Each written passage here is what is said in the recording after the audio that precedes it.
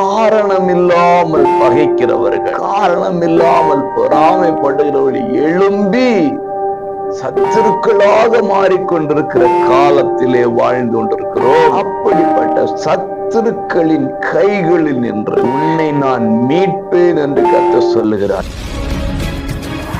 அன்பு உறவுகளே, இயேசுவின் இன்ப நாமத்தில் மனதார வாழ்த்துக்கள். ஏசப்பா உங்களை ஆசீர்வதிப்பாருங்க. மீகா 4:10 கர்த்தர் உன்னை உன் சத்துருக்களின் கைக்கு நீங்களாக்கி மீட்பார். பிரியமானவர்களே, எங்கு பார்த்தாலும் சத்துருக்கள் எழும்பிக் கொண்டிருக்கிற காலமாக இது இருக்கிறது.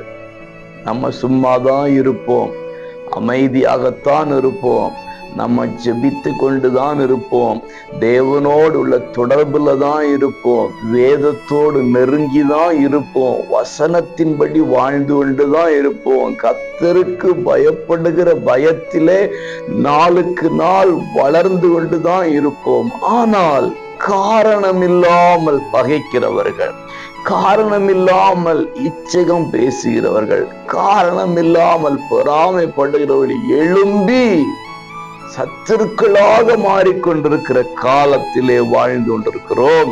கர்த்தர் இன்றைக்கு உங்களை பார்த்து சொல்றார், அப்படிப்பட்ட சத்துருக்களின் கைகளில் நின்று, சத்துருவின் ஆவியினால் ஆட்கொள்ளப்பட்ட மக்களின் கைகளில் இருந்து உன்னை நான் மீட்பேன் என்று கர்த்தர் சொல்லுகிறார். கர்த்தருடைய கைக்குள் நீங்கள் கடந்து வர போகிறீர்கள். இந்த காலம், இந்த நாள் அப்படியாக மாறட்டும். God bless.